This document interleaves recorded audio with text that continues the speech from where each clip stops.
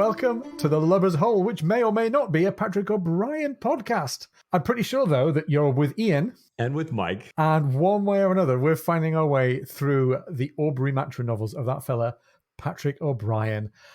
Mike, tell us where we got to in our journey last week. Tell us where we might be headed this week. You bet. Last week, in Chapter 7 of Nutmeg of Consolation, Horseflesh Gothan demonstrated exactly how not to behave at Jack's big farewell dinner for the Nutmeg and the surprise and all the consorts there. Jack greeted all the surprises who were happy to have the best of both worlds, being now both privateers and a kingship, with Jack restored to the list.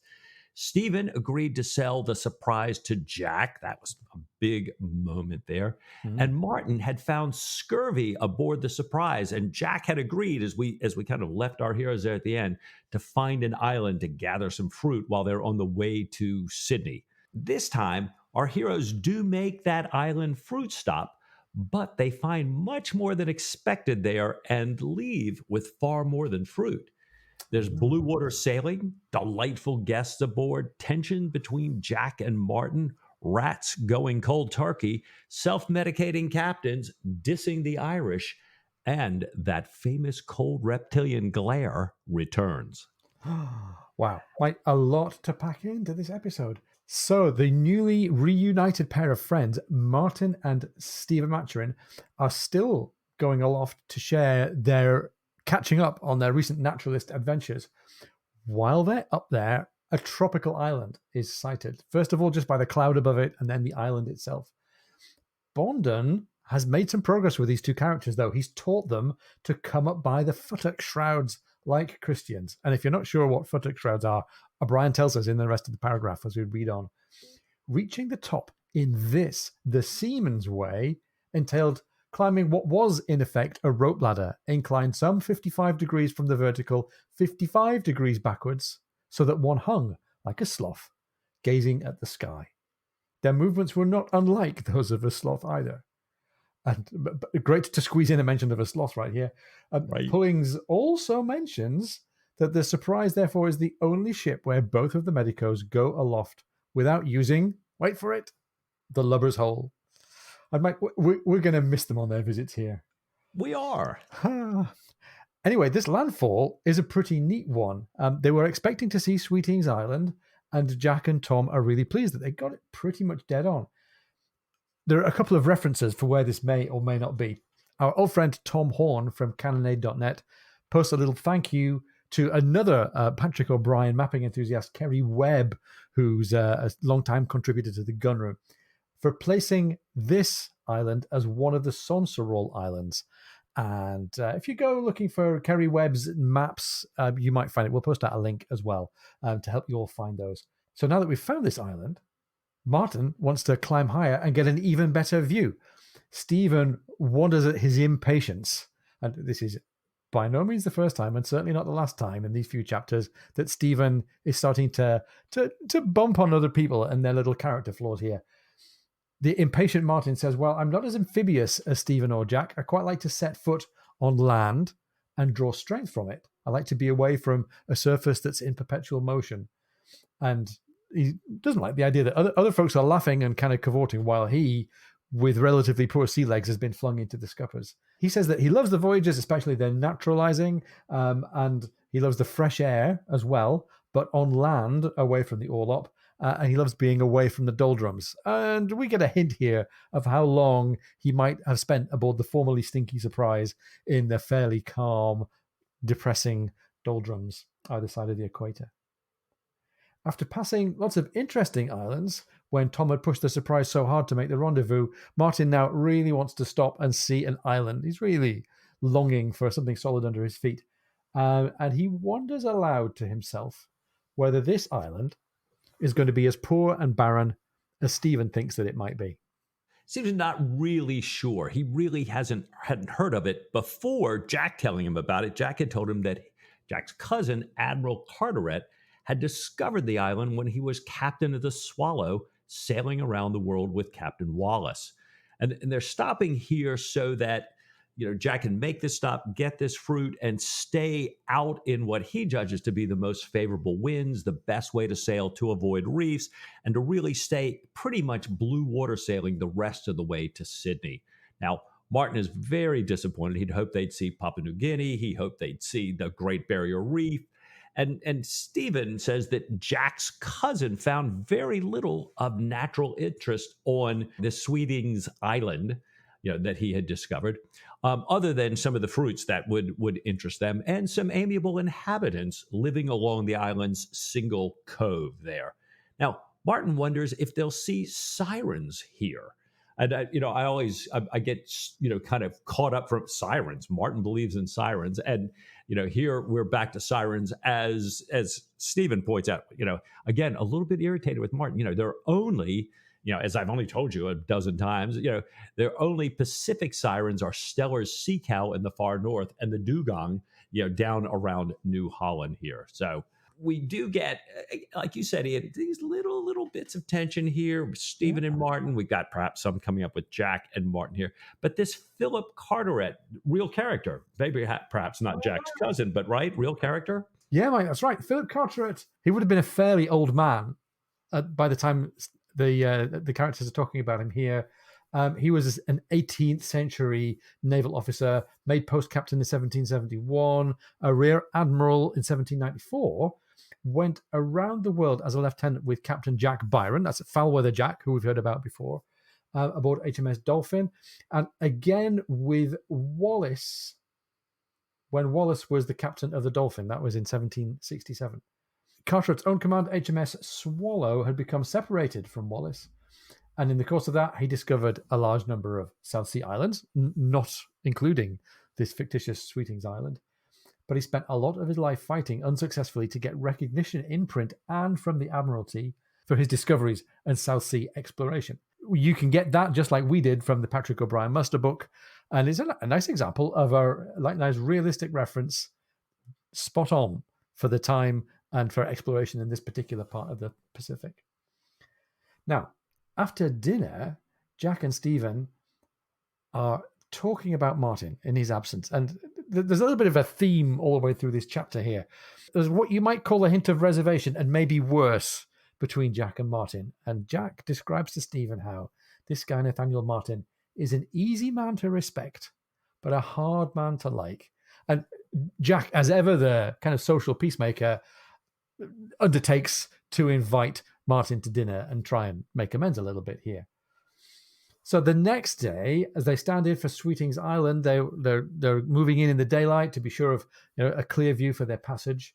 They see some canoes along the beach and one very long house on stilts, and what they think of as a typical South Seas Polynesian kind of a village. The surprise is making ready to receive the island's king, and many of the foremast sailors have got their shore-going rig on.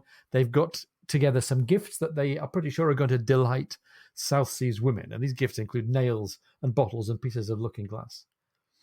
And as they get closer, they see no movement on the island, and they drop anchor, and there's no sound from the shore.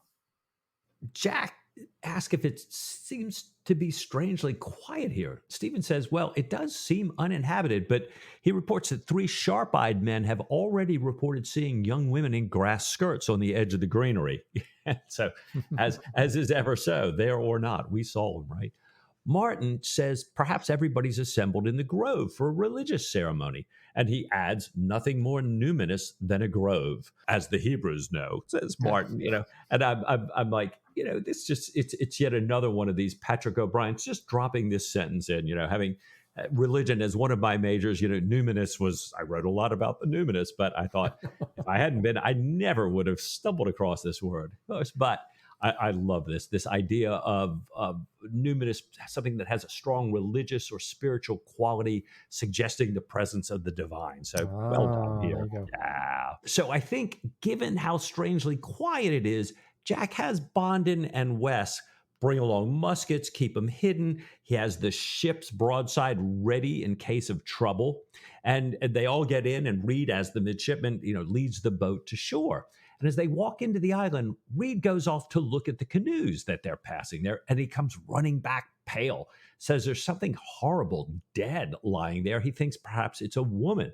So Stephen stops everyone. He goes over, checks the canoe, and returns quickly, telling Jack to send any men who've not had the smallpox back to the ship immediately.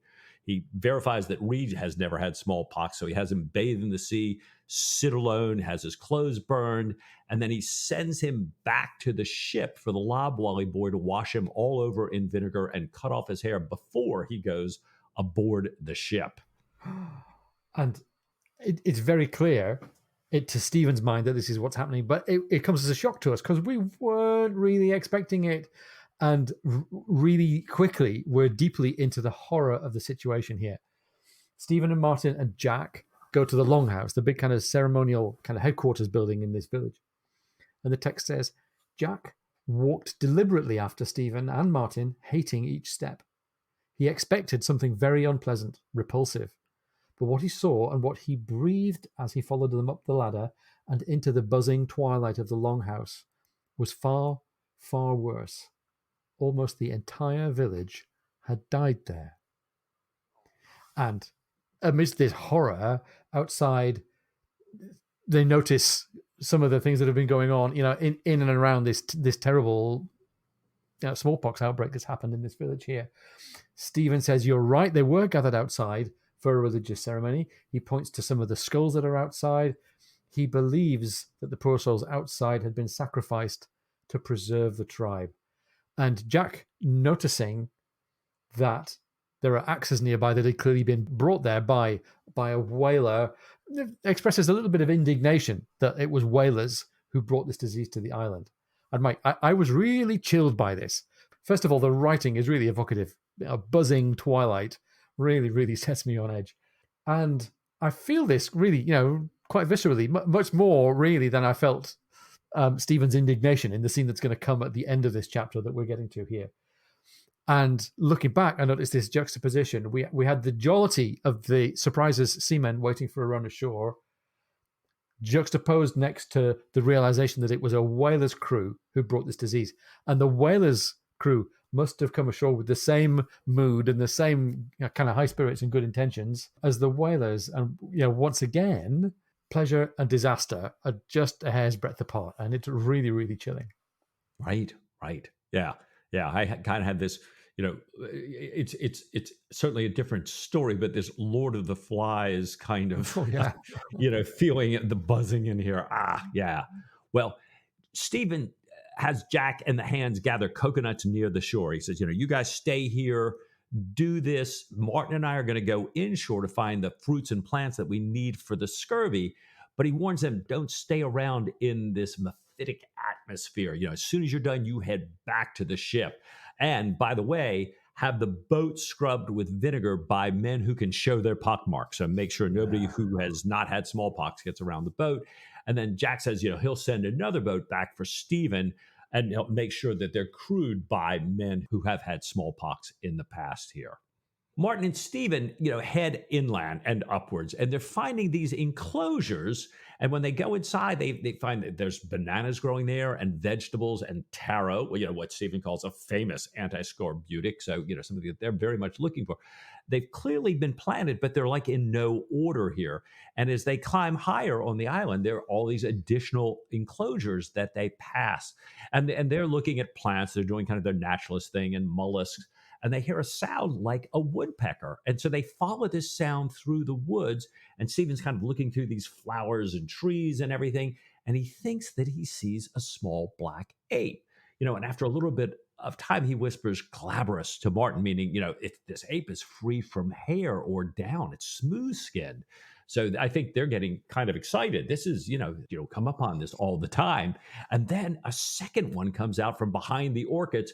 And now, with nothing kind of between them, it's very clear that this is a small, thin black girl joining another small, thin black girl that they're beating on a coconut with a broad, flat rock here.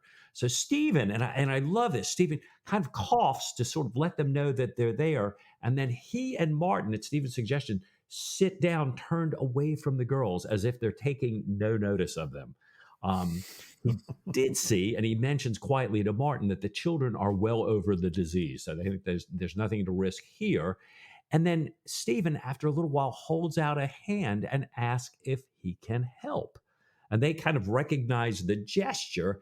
And O'Brien tells us that they're so thirsty that they don't run away. They hand him the coconut, and Stephen pierces it with his lancet. And Martin, in the meantime, opens another coconut for the second girl. And O'Brien writes, the girls drink with extraordinary application. I love the language. And then the girls start pointing at this great big flat stone, and they're saying the same word repeatedly. Stephen, moves this slab. Turns out it's a well under there, and the girls plunge their faces into the water, and they can watch as their bellies are swelling as they're drinking. Stephen says to Martin, we need to take these girls to the ship. We need to feed them, and we need to put them to bed. And Martin, meanwhile, is thinking how amazed all the world would be if this had been these nondescript apes that they first originally thought they were looking at through the woods and flowers. I simultaneously feel a bit bad for and then a bit irritated by Nathaniel Martin here. On the one hand, Stevens had all these magnificent natural experiences in the mountains at Kumai and the orangutan and tapirs and all the rest of it. And Nathaniel Martin thinks he's about to have a moment of discovering this great rare species, but it turns out it's just a kid. So I'm slightly sympathetic, but on the other hand, I'm very irritated at him. Here are the last two humans of this entire population, and this is a heck of a discovery and a real profound moment. He's thinking, "Oh, I was hoping they were going to be apes." In the end, Mike, I think everyone in this chapter is going to be at least a little bit irritated with poor old Nathaniel Martin. I know we are as readers right now, or at least I am. Stephen's going to be, and we already know that Jack is. And it's odd, isn't it? Martin seems to have the same enthusiasms as Stephen, and he seems to be such a positive guy, but it's just not quite the whole deal with Martin. There's something about the balance of his character that means you can't quite love him the way that we love our other primary characters here. Right. There's something just a little off, which we'll hear about musically later, right? Yeah. Yeah. Oh, gosh. Well, they're walking down with the girls. They pass one of these enclosures, and the girls roar to be lifted over the wall. And inside, they run to eat bananas. And they do the same thing at the second enclosure. By the time they get to the third, the girls are really too tired. And by the time they get to the shore, Stephen and Martin are carrying them onto the beach asleep. And Jack has seen them coming. He assumes that Stephen's carrying something like a sloth or a wombat, and has sent out a boat to meet them. And Martin doesn't want to pass his girl over to the boat. He's afraid he's going to wake her. Jack is on the boat and is a parent and it's got some experience with this. Says, look, when they're sleeping like that, they're completely loose. Their mouths open. They're drooling. Nothing's going to wake them.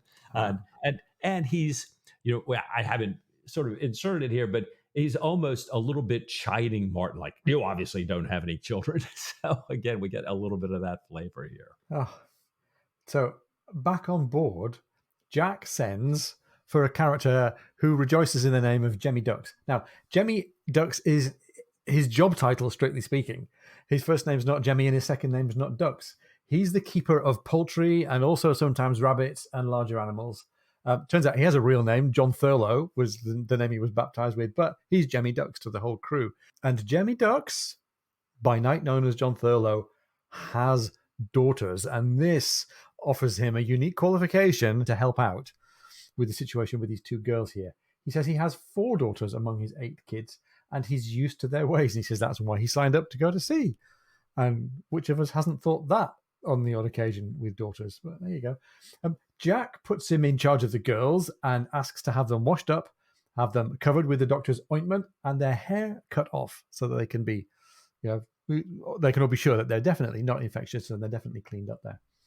He says he'll give Jemmy Ducks a mate to help him, and Jemmy replies, "Thank you kindly, sir. Just like by land." I think he's talking about Mrs. Ducks, of course. Right. Just like by land. Well, they say no man can escape his fate. So he comes and goes quickly, does Jemmy Ducks, as a character in this story, but I love this kind of very phlegmatic, very low-key thing he's got going on with his life as looking after these 2 girls. Now, it's funny, Mike, that this episode, the discovery of the smallpox on the island and the discovery of the girls, is a episode that rings really strongly in my memory of this book.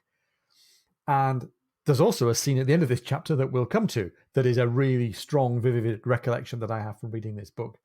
And they're both actually, now that I'm looking at them here, they're really economically written. Each one is just, a page or two. There are a couple of key paragraphs in each one that really, really sits with me. And I think that's an interesting tribute to the way that O'Brien writes richly, but very, very economically. There's a lot of Stephen going on now as well. We noticed in the first few chapters of this book, I think that it was a lot about Jack and his virtue and his leadership and his calm and his goodwill. And Stephen's just been kind of carping on the sidelines. But now we're getting back into where Stephen is on his journey. This whole situation here with the girls and the island and the sickness sets our antennae quivering a little bit on behalf of Stephen, not only because of him rescuing kids from a dread disease situation, but remembering that he's worried about his own hoped for and presumed daughter and Diana, of course. We're thinking about the very poignant connections he's had with children in the past, including all the way back to Dill in HMS Surprise. So O'Brien's doing a really nice job of gathering us back from Jack Aubrey land into some of the twists and turns that are going on in Stephen's character here. The Surprise returns to blue water sailing, the scurvy recedes, and they find the southeast trades back again as they return to this sort of regular pattern of sea life. Including every day they're opening the sweetening cock and they're pumping out the Surprise, and they continue to do it over and over again, even though they say the Surprise is now as sweet as the nutmeg. It's just become part of the routine. And Stephen and Martin continue to exchange stories in the mizentop every day. And as we're kind of getting back into the story here, Jack hears them talking as he's writing to Sophie, and he starts complaining about how rarely he gets to Stephen because Martin is always monopolizing his time here. Well, the girls are doing well. They're learning English very fast. They're given the names Sarah and Emily, Stephen having overruled suggestions like Thursday and Behemoth as names. And Stephen spends much of his time every day with them, and they're kind of perceived to be his by the crew since he discovered them. But it's really neat. O'Brien tells us all about how they take quickly to the routines and customs aboard the Surprise, and they seem to very quickly lose their memories of their former life. As a matter of fact, there's a kind of a small boat full of Solomon Islanders comes up beside them, and they're very distressed to see these people that look like their people there. Although they're very fond of all the Surprises crew, who, of course, as always, come in all colors. Yeah. It's funny, isn't it? A little reflection on how quickly and elastically kids' minds work. And something else about the way that they speak, they're very, very smart. They're very socially aware. In a dinner, and by the way, Mike, this seems to be a chapter full of dinners. Yes. The dinners fly by in this chapter. Sitting down to dinner on this particular day, Nathaniel Martin notes that the girls speak with a West Country burr on the forecastle and another more middle-class kind of English on the quarterdeck. And Stephen believes that they must have had a highly developed language ability in their own home, speaking differently to different social groups and at different places. And Jack goes further and says, well, I think they're actually forgetting their own language. They had protested that they hadn't understood a word when Jemmy Ducks had tried to have them translate with other islanders, and they never seemed to speak to each other in their own language. And Pullings muses about the possibility of maybe forgetting one's own language. And this is an interesting turn back to Stephen now, because this gets Stephen thinking about how he thought that he'd once forgotten the Irish language of his youth and how it had surged up from the depths when, in recent years, he'd started to speak Irish again with Padine.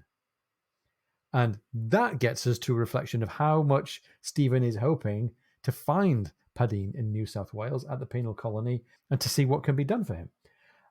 And Mike, we haven't thought about Padine for a long time, and he's kind of just quite quickly but gently brought back to the surface here for reasons that are going to become clear and important to us in the next couple of chapters. Besides the fact, though, that they're not far from Sydney, so therefore Padine is getting more and more close as each mile is sailed by here, it seems to be important to us in this chapter that Stephen is anticipating seeing Padine again. He's also agonizing over parenthood. He's also agonizing a little bit about his role as the savior of Emily and Sarah, and he's going to encounter some other challenges that are going to come up in this chapter. So we've got a bit of a winding of the tension spring here for Stephen Maturin. Right. Well, they cross the Tropic of Capricorn, and the trade wind really starts to blow. And the little girls are shrieking with delight as the surprise shows what she can do. She's running fast, throwing water all over them. And the surprise only slows her pace at sunrise and sunset when Jack and Mr. Adams take their Humboldt reading. So that's continuing on. And Jack then all of a sudden slows the ship way down to watch for this particular reef, a shoal, which we learned is not a real place, but that Kerry Webb's website, Ian, that you mentioned earlier, he points out kind of where this might be here, somewhere near Middleton Reef or Elizabeth Reef, perhaps here. Now, Jack, at that point, has invited Martin to eat in the cabin that evening and to play music with him. And O'Brien writes, although his execution was indifferent, his sense of pitch and time imperfect, and he always played rather sharp. So this is Jack thinking about Martin.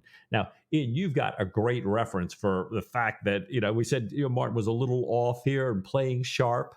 Well, it's funny. People often talk about singers being flat, and I've got a feeling, maybe it's a personal prejudice, that playing sharp is an even worse kind of out of tune playing than playing flat. If you haven't come across it before, check out Tim Minchin's song F Sharp. We'll put a link out to the song on YouTube. I'm sure you can find it. Singing sharp is it's just horrible. It's just horrible. And the only thing that could be worse if he was playing sharp on a German flute. I think that would be the full package right there. There you go. Well, Stephen and Martin are talking at the rail. They're hanging on the rail because they hope to see the reef here. And Stephen recounts about having told Macmillan, his assistant on the Nutmeg, about the miseries of human life, especially as they affect medical men. And he's telling this to Martin. He recounts telling Macmillan about that continual, insistent demand for sympathy and personal concern that exhausts all but the most saintly man's supply before the end of the day, leaving him openly hard in a hospital or a poor practice and secretly hard in a rich one, and ashamed of his hardness in either case until he comes to what terms he can with the situation. But Stephen continues, but I admitted another aspect, trifling in itself, yet one that can become disproportionately irritating. And there, he says, is a good example. And he's pointing at Awkward Davis. And O'Brien tells us Awkward Davis is currently possessed by an elfin gaiety. He's grabbing Emily. He's, tells her to clap on. He puts her, on the back of his neck and shoots up the shrouds with her. Emily's hooting with joy. And Stephen's telling Martin that he really likes Davis, but that Davis is going madder and madder, that Stephen's weekly doses of hellebore prevent him from doing his shipmates any harm. But, he stops there and you kind of get the impression, but, it's just sort of holding him in place a little bit. Stephen tells Martin this guy is strong, he's easily angered, but that when he comes to see Stephen, he has, and O'Brien writes, a poor face, a mincing, shuffling gait, a pursed mouth, his great head inclined to one side, and answers my questions in a weak, gasping tone, like an old ewe. I should kick him if I dare, Stephen says. Now, Stephen's going on, but he gets cut off by the masthead spotting this reef that they're looking for. And I really I wish we had gotten to hear the end of this, kind of what. So there's this one thing about becoming really hard because people are complaining all the time and they want sympathy and personal concern. But then he's talking about Davis here. And on the one hand, I didn't know if he's talking about Davis like how, he's coming to Stephen for the answers. And, Stephen's talked in the past before about the corrupting influence of authority, like schoolmasters who are always seen as right. They don't turn out quite like people should. But I'm also wondering if he's contrasting these people who have all these demands for sympathy and personal concern, perhaps many of the patients who really are not that bad off, with Davis, who's going mad and comes in, while he's such a scary guy, comes in so meekly for his dose. And, this is the same Davis that we've heard earlier, like last chapter, about how personally committed he is to Jack for having saved his life and how, they don't quite do what to do with him because he's so strong and everything. They make him a waster. But, Stephen likes him. This guy's dedicated to Jack. And Stephen can't save him. Yeah. I don't know. Ian, what did you take away from that? Well, I think Stephen is generally resenting people a little bit. And we're going to see True. he's going to start resenting people in situations a whole lot more as we get through the chapter Right. here. Right. I looked at this partly as a commentary about Stephen, but also partly as a commentary about, lots of us are a bit like Awkward Davis. Sometimes we're all a bit, we stick to certain situations and we're pretty hard to shake off and we're pretty hard to dislike, but we're pretty hard to completely like as well. Right. Right. Right. And we're a challenge to all the people who try to do well by us. Too true. Yeah. So, and plus, Davis is I love the fact that his name is Awkward Davis, not only because he's awkward in a boat and an awkward character, he kind of lands this little tone of interpersonal awkwardness all the way through the canon every time he comes along here. And I think it's great. I think it's really great. Well, I'd forgotten, but in the beginning of this chapter, when they're rowing to sea, and Reed, the little one-armed Reed, is in charge, tells Davis, and row dry for once. It's this little kid, shouting at this guy who could probably, tear him up with his little finger. But there you go, Awkward Davis. Yeah, yeah. But on the other hand, in the boarding party, he's the one with the meat cleaver and Yes. the line of berserk spittle between his lips. So he's the one that you want next to you in those situations. Well put, as Jack's reminded us before, for sure. Yeah. Well, Stephen's not the only one who's irritated here. Martin continues his mild irritation at not being able to fulfill all of his wishes when it comes to his naturalist tendencies. He wishes that Captain Aubrey would at least give him a clear view of the Great Barrier Reef. Like every tourist who's ever gone to Aussie for the last millennia, he's thought, I want to go and see this great reef that they're all talking about. Stephen had hoped for a view of a different landmark. He wanted to see Lizard Island, where James Cook and Sir Joseph had been. But he understands the captain's reluctance for coming too near reefs, especially given what happened with the Diane and all the rest of it. And that gives him a chance to tell Martin the story of almost running into Accessible Island in the Diane. And Martin says the girls have now accumulated quite the rat family, at least 6 of them apiece. And it seems a little bit odd. Why are we suddenly talking about rats? But just go with it. Go with it. We're gonna get deeply into the rat story in this chapter. They discuss how the rats have noticeably had a mild temper. They're seen walking around in daylight, well above the hold, well above the cable tier, quite bold and brave, these rats. And he wondered if it was because of the unnatural cleanliness of the ballast that's been pumped day and night. And he said, well, maybe the rats had been getting fat in the days of the old usual smell, and now there's nothing there for them to get fat on. And meanwhile, a sail is spotted. Jack's got a pretty sure idea that it's a ship called the Tromp, a ship of 54 guns with a friend of his, Captain Billy Holroyd, in command. Jack has Killick go through the pantry to see what kind of feast they can manage for the Tromp, assuming that that's who it is. He hoists a signal, heave to, and come to supper. And this is all sounding great. It's going to be a little Henage Dundas moment here, but right. No. The Tromp signals charged with dispatches, and the ship can't stop. So they slow down for a little salutation. They pass each other. They exchange howdy do's. Again, Mike, we've talked about this earlier on, how this arc of books sailing the South Seas is like very, very almost chance encounters of ships on 1,000-mile trajectories who happen to cross and become part of each other's worlds. And just for a second, the Surprise and the Tromp are part of, they bring a little bit of Portsmouth here. Billy Holroyd and Jack Aubrey almost passing in the street, waving their hats to each other, exchanging the news. Billy says that Boney's had another victory in Germany. There's no news from home. The Amelia is 4 months overdue in Sydney, which I think is important news if you're expecting dispatches. And then they can't hear each other, and off they sail away.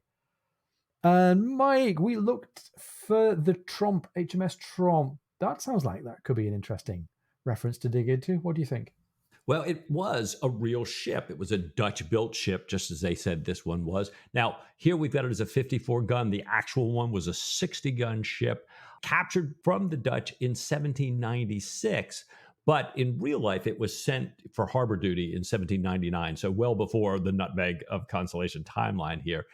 It's named for a famous Dutch seaman, Admiral Martin Harpertson Tromp, who passed in 1653, again per the POB muster book.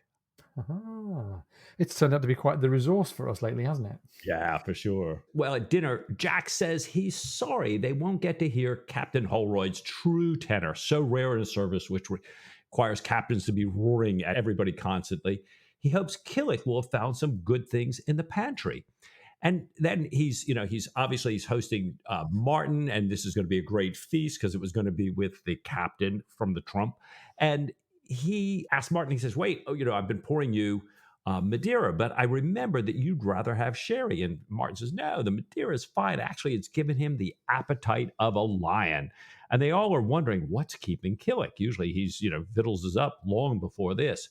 Well, Stephen's playing a little Irish music on his cello. They ask him to play it again. And Killick opens the door and says, the soup is ready, but the rats have eaten almost everything else. And they're still out there walking around, paying no heed, staring saucily, says Killick. And that he's had to spend hours trying to look for anything left to eat. And Jack says, well, just serve the soup and the wine and then see what you can come up with. Tell the cook to get at it. So in the end, Mike, this dinner's a bit of a washout. Jack even finds a nice tag for it. He calls it a barmicide feast. Tell us a bit about barmicide feasts.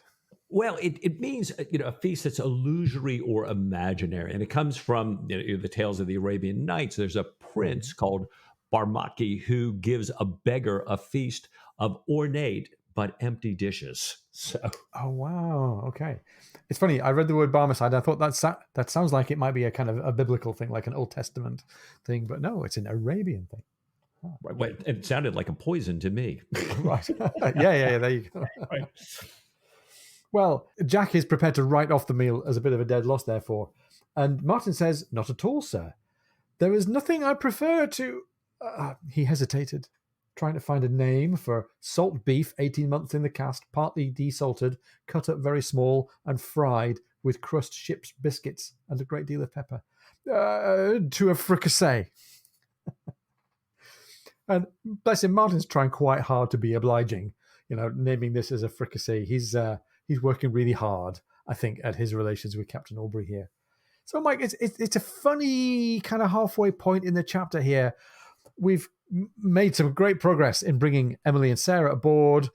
We've rescued them. We're making progress towards Botany Bay, but everything kind of seems, half set, half matured here.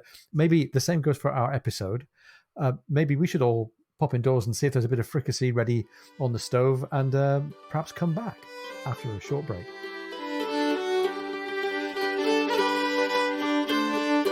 If you're enjoying the podcast, please come and join our supporters on Patreon. Go to patreon.com/lubbershole.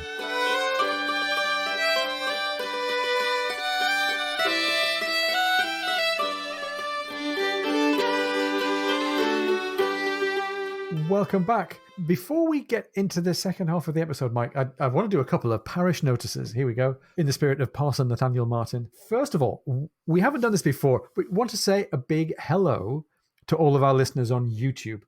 There are loads of you, literally hundreds of people who listen via youtube.com/lubbershole. We don't want you to think that we're not thinking of you. We love the fact that we get dialogue from you in the comment section on YouTube. We love the fact that there's this whole other bunch of people out there who are enjoying the show. If you are enjoying the show on YouTube, then thank you. Please do, in any case, hit like and subscribe and give yourself the chance to stay up to date. If you've never checked out our YouTube channel, then you might have missed that our special 100th episode was recorded as a video in glorious Technicolor with Ian and Mike's faces and those of some of our listeners too, visible for us all to enjoy. We also on YouTube have the ability to organize the previous episodes into playlists for each book of the canon. So if that's a useful feature for you, then you can check it out there. Anyway, once again, a big hello and thank you to all of our loyal YouTube listeners and a YouTube glass of wine with all of you. Secondly, we've had some great dialogue with some of our listeners on Facebook this week, and some nice things came through that we wanted to share with you just now. Amidst all the references and discussions that we had in episode 116 a couple of weeks ago, we missed a great one, and thanks to our listener, Owen Ranger. Owen follows us on Facebook at facebook.com/lubbershole, who very kindly gave us some great background behind this reference that we missed. Owen says, "Hey, Mike and Ian, you completely passed over a neat architectural reference to what Stephen referred to as the icy cathedral of Teruel. The Cathedral of Santa Maria de Medavia was laid down in 1171 and finished in 1257, and is an outstanding example of Mudéjar architecture, that's to say Christian architecture, with a distinctive Moorish flair, named after the Muslims who stayed in Spain during and after the Reconquista. This place would already have been centuries old when Stephen went to Mass there. It was named a UNESCO World Heritage Site in 1986, and therefore may have been on O'Brien's mind, given that the Nutmeg was published in 1991. And Owen says, I've been to Teruel myself and the cathedral, and can confirm that it is chilly inside, and must be more so first thing in the morning. Well, I hope you wrapped up warm, Owen.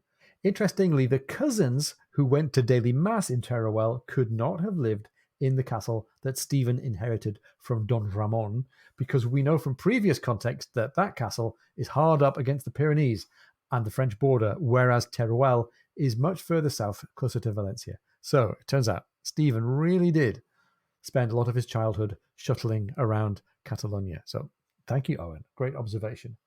And finally, we've been having a bit of a chat, as you might remember, in the last couple of weeks about Star Trek connections. And Steve Tamago also got in touch with us on Facebook. Thank you, Steve.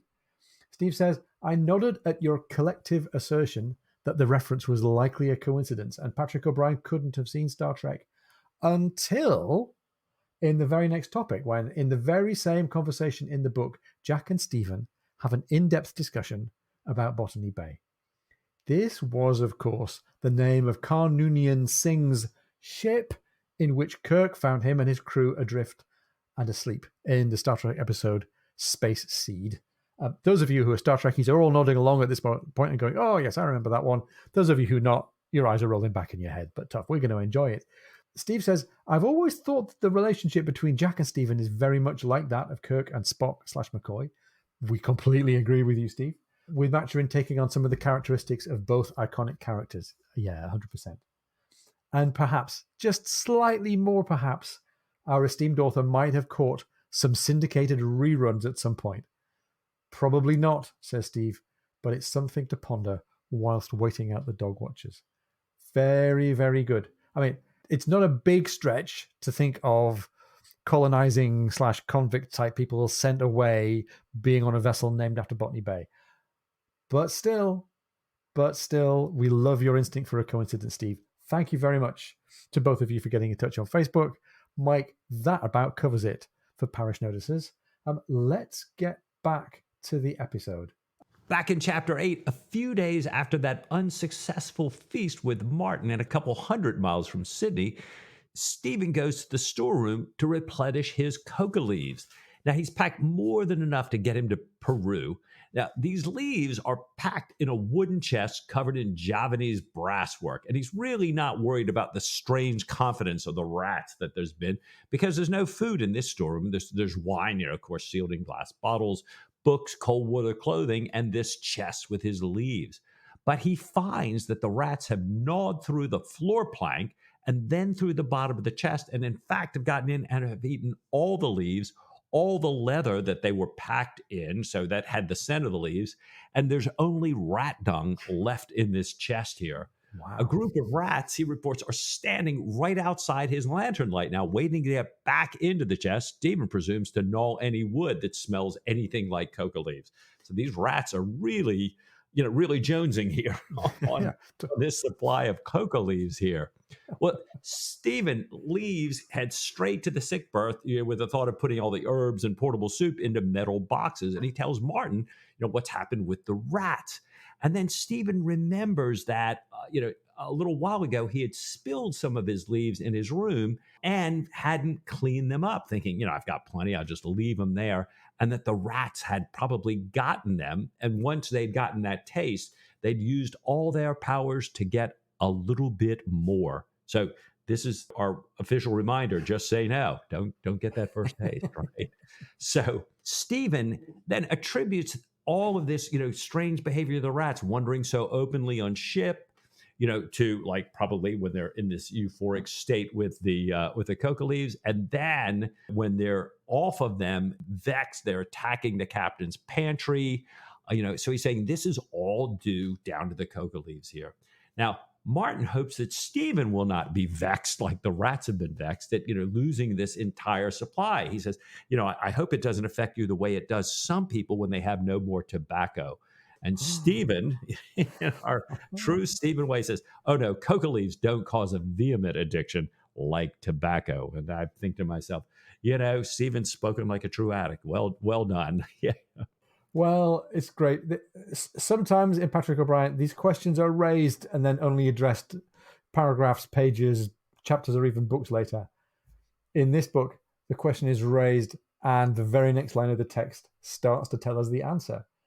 The next day, Emily and Sarah's tame rats bite them. The rats disappear. The rats are heard fighting viciously in the hold. There are death shrieks and screams of rage. And the rats are not merely irritated with Nathaniel Martin's sharp playing. They're clearly, as you say, Mike, jonesing like nothing on earth. Most of the surprises don't hear the commotion with the withdrawal symptoms of the rats, because they're off catching these great 400-weight turtles that they've spotted basking on the surface, or helping Jack to kill the last Solomon Islands pig to give Martin a good supper to make up for the last one. But clearly, something is rotten in the state of rats here. Meanwhile, Stephen is writing to Diana about their two best dinners being on the nights before they enter Sydney Cove. Jack's dinner for Martin and the gunroom's dinner for Jack.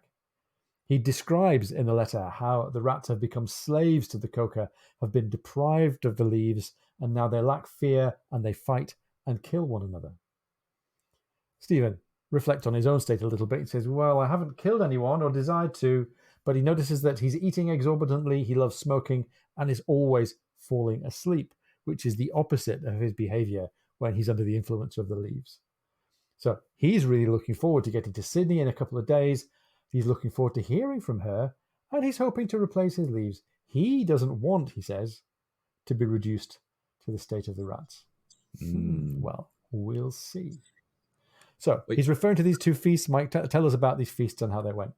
Yeah, this gunroom feast, goes really well. Even though the gunroom's not fancy, they've pulled off a minor miracle. Somehow the cook has come up with the ingredients to make Jack's favorite form of food, a suet pudding. Something we talked a lot about with Dr. Neil Buttery last week. This one happened to be the one known in the service as boiled baby. They, as a hired vessel, the Surprises gunroom serves on pewter, so it's not the fancy silver. They don't have servants behind the officers' chairs because there's no Marines or boys who often fill that role. But the conversation is far less constrained than it was back in the days when they had all this, and it was HMS Surprise here. It's an excellent dinner. And towards the end, Jack asks any of them if they've touched at Sydney before. And they haven't. And Jack starts to tell them about when he and the doctor last touched in the Leopard. He said they didn't stay very long, but they had a very nasty general impression of this place run by soldiers, and that he, for one, has never met a soldier that didn't dislike a sailor. Oh. A little bit harsh on poor old Colonel Keats back in the Mauritius Command, but never mind. Right, true. Well put, Ian. Well, there's a great quote here describing in one sweeping paragraph all of the deficiencies of the military establishment here in Botany Bay. I found them an overdressed, underbred, inhospitable, quarrelsome set of men. I know the army's not very particular about the people who buy a commission in new-raised, out-of-the-way regiments, but even so, I was astonished. They had pretty well monopolized trade, forming a ring that did away with all competition. They had taken up all the good land, which they farmed with free convict labor. They were exploiting the place for all they were worth. But infinitely worse than all that, worse than their corrupt selling to government at starvation prices, was their treatment of the wretched prisoners. I have been aboard more than one hell afloat, and they make a man's heart sick, but I have never seen anything to touch the cruelty in New South Wales. Floggings of 500 lashes. 500 lashes were commonplace. And even in the short time I was there, 2 men were whipped to death. And Jack goes on and says that the people there know that those who've just arrived see them as blackguards and are very touchy about it, and they're apt to take offense. And he reminds the company at this dinner that you can be called out for a trifling observation. And Mike, it's been a while since anybody mentioned the threat of dueling among gentlemen. And it's interesting that it's been mentioned right now. It's Jack saying, tread carefully, gentlemen, because you might find yourself on the wrong side of a challenge. His advice, distant civility. Official invitations are no more, he says. He reminds them that there's no justice in a quarrel with a blackguard. You have nothing to win. They have nothing to lose. And any of them can point a pistol, so everyone needs to avoid the possibility of an encounter. A scoundrel, he points out, can put a bullet in a decent man. So Jack's taking care of the generalities here, Mike, and Stephen's going to dig into the specifics of some of the particular characters here. Yeah, one of these characters, MacArthur, was one of these scoundrels, and he'd shot Colonel Patterson, who said, everybody said was an excellent officer. And MacArthur was recalled to London for a court martial, and Stephen had met MacArthur while he was there. He had actually eaten at the Royal Society. He said that he was a little formal at first, but he became very loud and lewd, way too familiar. He had wanted to buy some of the king's merino sheep, and he proposed calling on Sir Joseph Banks, who supervised that flock. Now, Banks had learned about the man from others in the colony, and so he decided not to receive him. He declined to receive him. MacArthur was part of a regiment known as the Rum Corps because, as O'Brien tells us, rum was its first basis of trade, wealth, power, influence, and corruption. So this is kind of building back onto Jack's description about how these guys had really came to own and run this place, with lots of corruption here. Now, the new governor, Macquarie, has been sent with the 73rd Regiment to make some changes, but the Rum Corps still more or less runs the country here. And I hope we're going to get back. I think we're going to have an appearance by Governor Macquarie later in the book and get to revisit this guy. Fascinating guy, true guy, real life, real fifth governor of New South Wales. And some of the things that happen in the story, really do correspond to his life here. Yeah, that's right. And there are so many institutions and public bodies named after him in New South Wales and Sydney right now that it's almost hard to imagine that you can do anything without being called Macquarie. So he was obviously quite the figure. Right. Well, the night ends with a cheerful song, but over breakfast, Jack is pretty silent. The text says he looked yellow, puffy, liverish. He had not taken his morning swim, and his eyes, usually bright blue, were now dull, oyster-like, with discoloured bags below them. His breath was foul.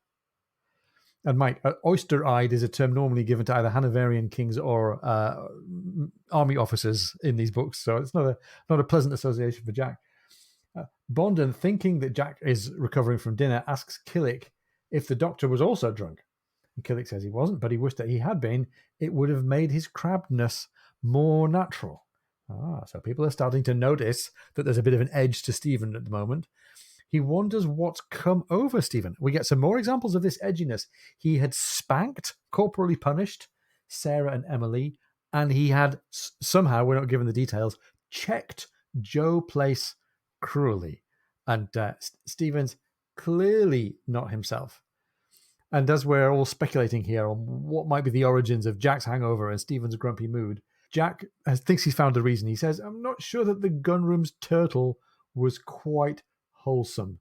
Stephen says, well, the turtle was fine, but you just ate too much. And Stephen's edge comes to the fore again here. He lays into Jack. I mean, even more cruelly than he's been in the last few chapters. He says, I've told you again and again that you are digging your grave with your teeth. You are, at present, suffering from a plethory, a common plethory. I can deal with the symptoms of this plethory, but the self-indulgence that lies behind them is beyond my reach. Wow. Okay. If this was the 21st century, somebody would be going to Stephen Maturin on Facebook. Oh, you okay, hun? PM me. Anyway, Jack, without the benefit of Facebook, is happy to have some help with his symptoms before the governor should ask them to dinner. Stephen says he'll give him some physic, which will confine him to the seat of ease for most of the day and perhaps part of the night. Jack's happy to take it. He wants to get the surprise cleaned. He wants to get her bottom scraped. He wants to get the ship refitted, and he needs to be well with the authorities to get that done. And we all remember the experiences that he's had in Malta and Mahon in the past getting stuff done by shipyards. To be well with them, he says, you have to eat their food hearty and drink their wine as though you enjoyed it, and that's something that he can't do in his present state. So all he can take right now is bear biscuit and black coffee, and he's inviting Stephen to do what he can. So Stephen doses him, but Jack wonders if he's been given enough medicine. And Stephen says that, he's had plenty. Jack say, hey, I'm not your one of your lightweights. On deck, Martin has, according to Stephen, this irritating enthusiasm looking at Sydney Cove. And, I think, as you say, Ian, we're certainly getting this picture of Stephen feeling the loss of his coca leaves here. And then Stephen kind of abruptly corrects Martin, saying, this is Port Jackson. And Martin says, oh, is that the home of the Port Jackson shark? And now Stephen comes around a little bit. They're thinking, oh, we'll get one of these sharks here. But Pullings runs over and goes, no. No shark hunting today here. We've been getting the ship ready to come into the cove, ready to be, have guests aboard. So, Ian, you've rightly pointed out, this is actual geographic, right? Yeah, absolutely. Port Jackson is part of Sydney Harbour. It's on the kind of the north shore of Sydney Harbour, between Sydney Central District and, say Manly. Mike, I remember you and I took the Manly ferry from Central Sydney, from Circular Quay over to Manly, and I think we would have gone right past Port Jackson. Intriguingly, one side of Port Jackson is bounded by a headland named Bradley's Head. So who knows? Yeah, that's right. Well, so they're up there. They've got this conflict about whether they can get a shark or not. And Jimmy Ducks runs up and says that Sarah has swallowed a pin. Martin and Stephen, go directly down. And O'Brien tells us they spend more time on this pin with Sarah than they do, on the results of many a brisk action with all their kind of, men to take care of here. So in taking care of Sarah, they miss the entire entrance to the harbor. They miss an officer who comes aboard, and they miss their dinner here. O'Brien says that, the two of them eat a few scraps together. And then Stephen, feeling tired, goes off to his cabin to lay down. He's off the coca. He's exhausted a lot here. And the next day, O'Brien tells us, he's in the same cabin, dressed up now in his very best, exasperated because there have been no letters from home. We got that thing about the Amelia 4 months late last time here, or earlier. And he's writing to Diana, hoping that he'll hear from her before they leave Sydney. He tells her that yesterday, Jack, absolutely convinced that he needed more medicine, had kind of bullied Martin into giving him some. And now, of course, he can't leave the toilet at all. He's been double dosed, if you will. So now Stephen has to go with Pullings to attend this invitation to Government House. They're going to be representing the ship, and Stephen is not looking forward to it. He's very irritated that he couldn't find any coca leaves in town this morning, and he really hates that he's found the place much like he left it. As he said, squalid, dirty, formless, with inconveniently placed ramshackle wooden huts, rugged convicts in chains everywhere, floggings. He saw one that had 200 brutal lashes, unlike the usual 12 lashes that he sees, on Jack's ships here. He said, but he did, however, see the beginning of a new hospital being started by the new governor. So a little bit of hope here, but, doesn't like it. And he's interrupted. The boat's alongside. Killick wants Stephen to carry a gold-headed cane with him. And Stephen's like, yeah, not on your life. I'm not going with that. But he settles for taking the captain's patriotic, fun sword. And, he says, how is the captain doing? And Killick reports that Jack still has a 90-year lease on the quarter gallery. He's not moving from the seat of ease. Oh, bless him. Surprise, surprise. He's overdosed himself. We've heard about this in general about sailors, and here is Jack being true to type. Without Jack present, which might turn out to be an important feature here, this dinner goes ahead. The governor's wife, Mrs. Macquarie, and the governor's deputy, Colonel Macpherson, receive the guests. There are officers of the New South Wales Corps, who are now substantial landowners. There are officers of the 73rd and of the Navy. Stephen quite likes the governor's wife. She says that she's sorry that the governor is away, but neither she nor any other woman will be at the dinner. Stephen tells a surgeon seated next to Stephen that he would have liked to have asked Mrs. Macquarie about the two girls on the ship. He's looking for a place for them. Mr. Hamlin, the surgeon, says that she's spending the afternoon at the orphanage and would be happy to help. He also likes her, and they'd spent the morning talking about the new hospital. The guest on Stephen's other side is Firkins, the penal secretary, who's busy talking about what he calls the irredeemable wickedness, sloth, immorality of convicts, the assignment of convicts, and their dangerous nature. I'm like, this is already a little bit of a danger sign here. Anybody who's ranting about morality and wickedness over dinner with Stephen is going to end up on the wrong side of him. But let's see how this develops. Across the table from him is a man as big as Jack, probably, we think, with the rum core. And the clergyman next to him has a red face, growing redder. Stephen can't follow the conversations, but he has many references to United Irishmen who are prisoners who'd been transported after the 1798 Rising. And Stephen notes that the Scottish officers of the 73rd, that is to say Scottish, not English, perhaps less likely to be sympathetic to this kind of very partial, bigoted English view of the conversation. Those officers are not taking part in the conversation, but they are in the minority. And Mike, this conversation started badly. It seems to be going from bad to worse. Yeah. So the clergyman says that the Irish do not deserve the appellation of men. That is, they don't deserve to be called men. And he's quoting Governor Collins of Van Diemen's Land, which we know as Tasmania here. And he adds that in addition to this, they now are allowing priests to see them. And he reminds them that a cunning priest can make an Irishman do anything. So I think you're right, Ian. This is quickly going from bad to worse. Now, Stephen asks Hamlin, who's this guy who's speaking? And Hamlin says it's Marsden, a wealthy sheep farmer and magistrate. But Marsden says once he's on to the poor old Pope and Popery, he never leaves off. Oof. Now, from the other end of the table, Tom has this bored face with this fixed, dutiful smile. But kind of hearing some of this, he turns to Stephen with a very anxious look. I think he's a little worried about, these guys are going to set Stephen off here. And then Stephen's neighbor, Firkins, this penal secretary, starts talking about the poverty of Ireland and its inevitability. Firkins turns to Stephen and says that the Irish are like the Aborigines, feckless. If you give them a sheep, they eat it at once rather than breed and grow them. He says poverty, dirt, and ignorance must necessarily attend them. Boy, and I think we are right on the precipice now. Oh, yes. Stephen's rejoinder is one that he's used before, and it's a very smart one. He turns back to the history of the Venerable Bede. He asks if he's ever read Bede, a person known for his ecclesiastical history of England. We last talked about the Venerable Bede back with Raffles a book or so ago. He hasn't. Stephen asks Mr. Marsden if he has. He also hasn't, and resumes his story of whipping a mere boy who, they say, on account of being young, was only given 100 lashes. Stephen announces that Bede lived in County Durham, which is the home county of my wife. He says little is known about the northern part of England, and many would say that's still true. He hopes a future naturalist will study the area along with a botanist, and a draftsman would study the area and provide an account.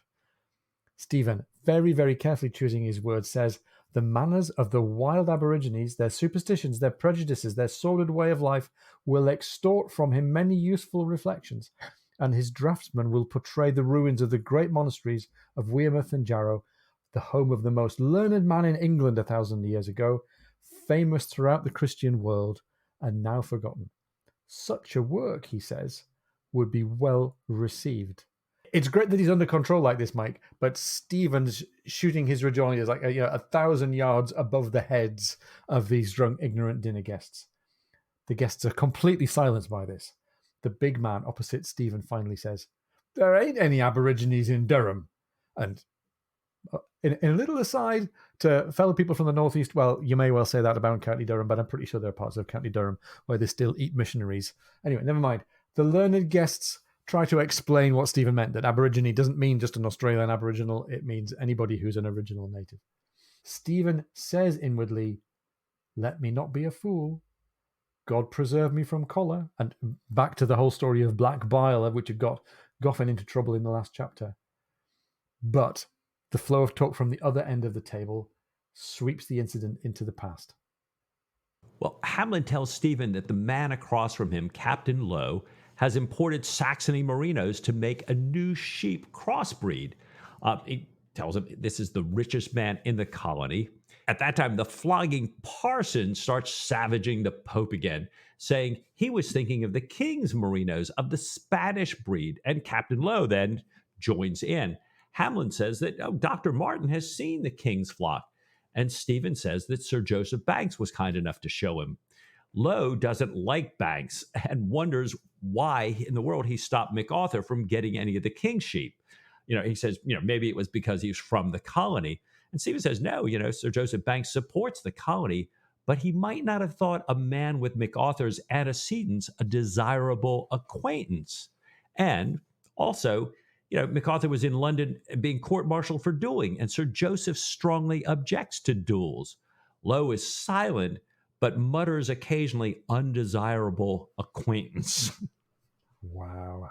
And now we see why we had that slightly strange little aside earlier on in the chapter about these merino sheep. This is an episode that's known about and has come back up in this conversation here. Stephen, obviously still really stressed out by this, is praying for patience as the group gets back into railing about Irish prisoners again. At coffee, Stephen finds his hand is shaking from contained anger. He goes out to smoke and to talk with two Gallic-speaking Hebridean officers of the 73rd, and this eases the tension somewhat. He and Pullings take their leave, gather their swords, and walk down the steps. Captain Lowe, standing on the gravel, says to Stephen, I don't give a bugger for Joe Banks, and I don't give a bugger for you either, you half-baked sod of a ship's surgeon. He spoke very loud and hoarse, and 2 or 3 officers turned. I think, Mike, it's important that the 2 or 3 officers turn. So this scene has been witnessed now, which means that what happens next becomes more and more grimly inevitable. Stephen looked at him attentively. The man was in a choking rage, but he was perfectly steady on his feet. He was not drunk. Will you answer for that, sir? He asked. There's my answer, said the big man, with a blow that knocked Stephen's wig from his head. Stephen leapt back, whipped out his sword, and cried, Draw, man, draw, or I shall stick you like a hog. Lowe unsheathed his sabre. Little good did it do him.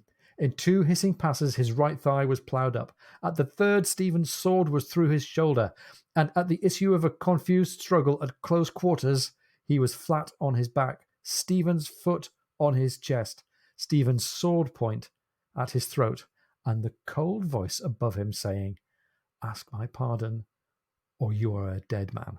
Ask my pardon, I say, or you are a dead man. A dead man. I ask your pardon, said Lowe, and his eyes filled with blood. End of chapter 8. Whoa, that reptilian glare is back. Whew.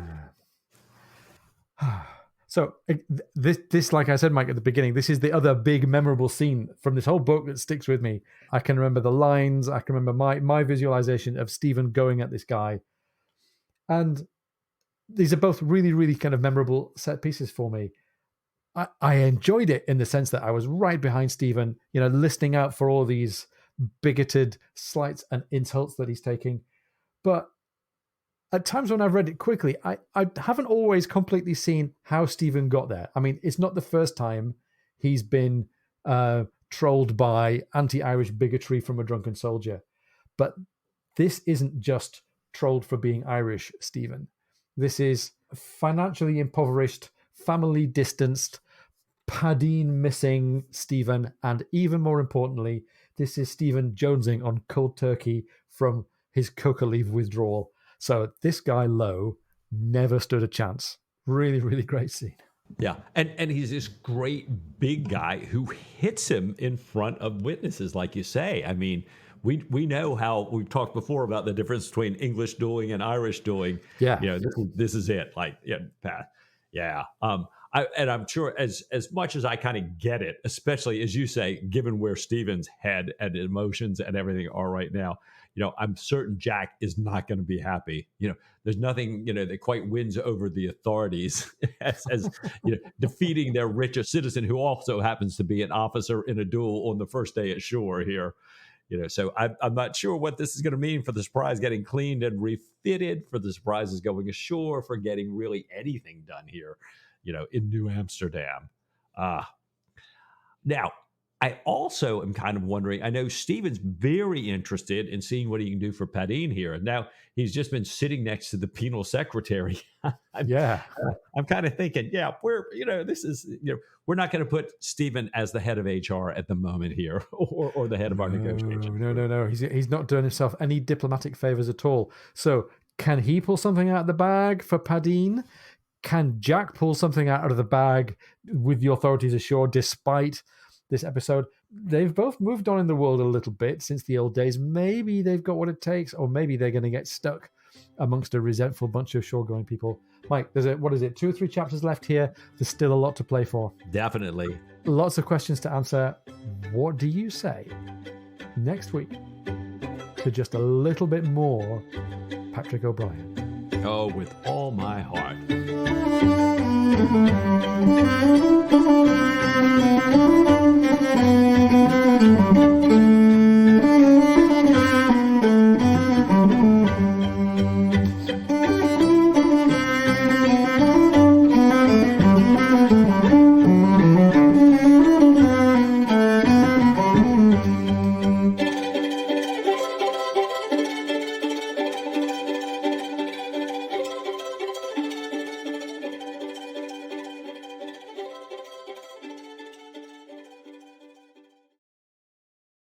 This is your very own Patrick O'Brien podcast. I'm here with Mike. No, I'm not. I'm. There you go, Sam. Go again.